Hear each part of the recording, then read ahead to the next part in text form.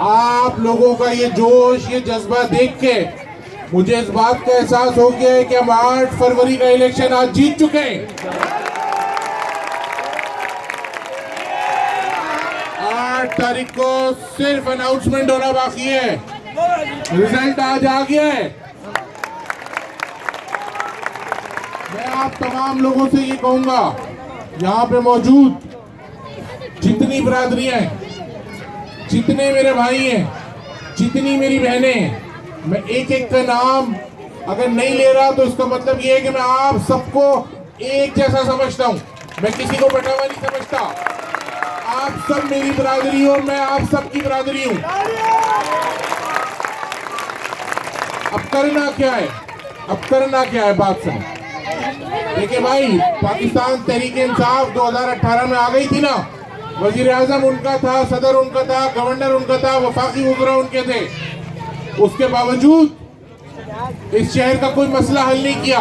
इस शहर का मसला तो हल करना दूर की बात, इस शहर के किसी मसले पे आवाज भी नहीं उठाई।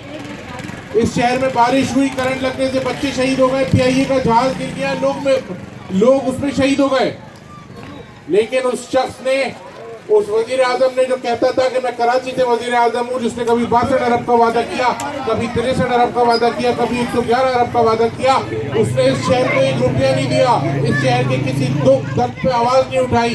इसने उस शहर के साथ वो रवैया रखा जो कोई अपने साथ, जो लोग अपने नौकरों, रियाया और गुलामों के साथ रखते हैं। हम, ये शहर पूरे पाकिस्तान में सबसे ज्यादा टैक्स देता है। यहाँ पे बसने वाला पख्तून, महाजिर, सिंधी, बलोची, हर शख्स टैक्स देता है। हम इस मुल्क को चलाने वाले लोग हैं, हमारे पैसे से, हमारे टैक्स से ये पाकिस्तान चलता है। आप तमाम लोग इस बात को ज़हनशीन कर लें कि हमें वो दौर वापस लाना है कि जब मुस्तफ़ा कमाल एमक्यूएम की तरफ से मेयर थे, जब डॉक्टर फारूक सत्तार एमक्यूएम की तरफ से मेयर थे। आप लोग घरों में सोते थे और आपकी खिदमत के लिए आपके नुमाइंदे सड़कों पे होते थे। आप तमाम लोग ये देखें, समझें इस बात को कि जब एमक्यूएम का दौर था तो दुनिया भर की रिपोर्टों ने कहा, चीफ जस्टिस ऑफ पाकिस्तान ने अदालत लगा के कहा कि मुस्तफ़ा कमाल जैसा मेयर पाकिस्तान के दूसरे शहरों में होना चाहिए।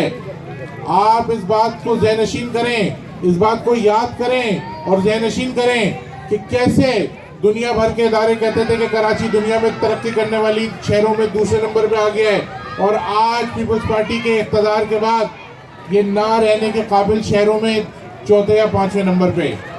हमें उस वक्त के कराची को वापस लाना है, उस रोशनियों के शहर को वापस लाना है। देखो भाई, आपका मसला आपका आदमी हल कर सकता है। आपका आदमी हो जो इस शहर में रहता हो, चाहे पंजाबी हो, चाहे महाजिर हो, चाहे पठान हो, चाहे बलोच हो, लेकिन इस शहर का आदमी हो जिसको पता हो उसका और आपका दुख एक हो।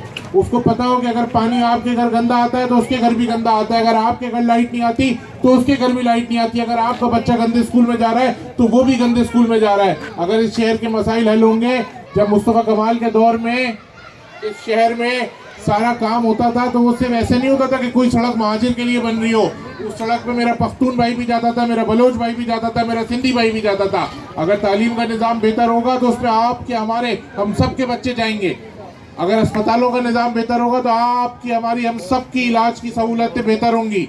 हम तमाम लोगों को इस बात को समझने की ज़रूरत है कि हमें एक होना है, हमें हर साजिश को नाकाम बनाना है। हमें दुश्मन बहुत तेजी से तैयारी कर रहा है हमारे खिलाफ साजिश करने की, हमें फूट डलवाने की। हम यहाँ पे बैठी हुई तमाम बरादरियों को कहते हैं कि हम सब एक हैं, हम सब का ताल्लुक एक बरादरी से है, वो है मजलूम बरादरी, वो है हक परस्त बरादरी, वो एमक्यूएम की बरादरी है।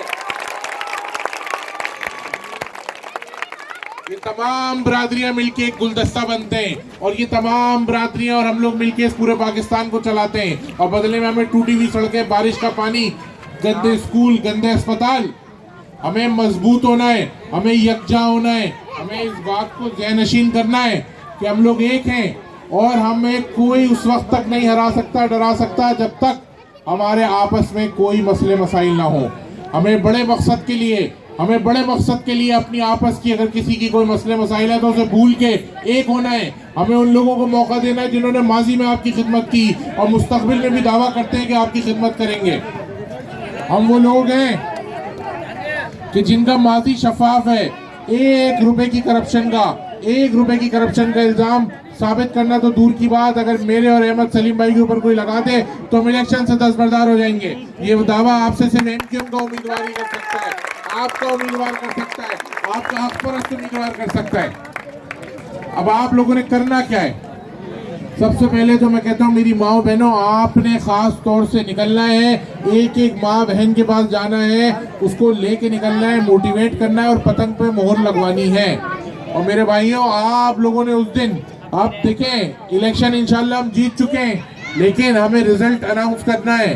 हमें उस दिन रिजल्ट अनाउंस होगा, हमारे हक में होगा इंशाल्लाह। आज आपकी तादाद देख के मुझे यकीन है इस बात का। देखें भाइयों बहनों,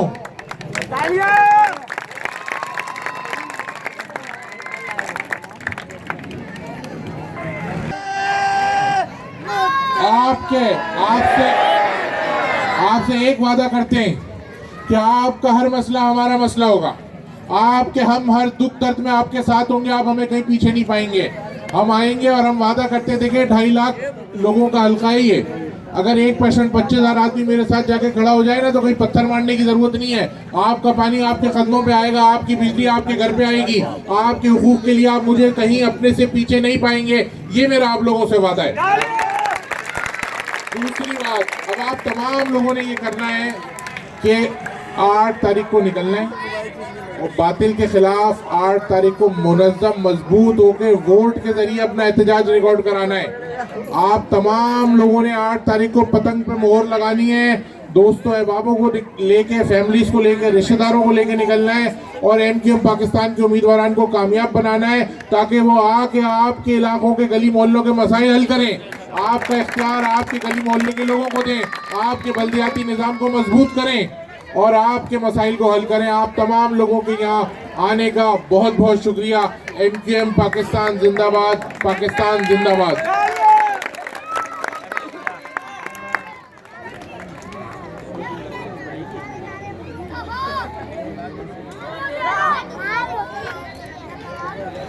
एक बात मैं और बताना चाहता हूँ कि यहाँ पे अगर माजी में कोई ऐसी चीज हुई है, जो मकानात का मामला हुआ है, उसमें उस एमक्यूएम में, और आज हम एक मुत्तहिद मुनज़्ज़म और मजबूत एमक्यूएम है, हम अपने गली मोहल्लों में वापस आ गए अपने लोगों के तहफ़्फ़ुज़ के लिए।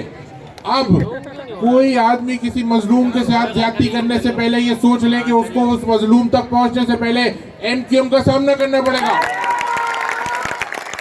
और हर मजलूम ये सोच ले कि उनके हक परस्त नुमाइंदे उनके और जालिम के बीच एक सीसा पिलाई दीवार की तरह खड़े रहेंगे, जो उनके खिलाफ होने वाली हर ज्यादती, हर जुल्म के लिए एक ऐसी दीवार होंगे कि उन तक जालिम पहुंच नहीं पाएगा। आप तमाम लोगों का बहुत बहुत शुक्रिया।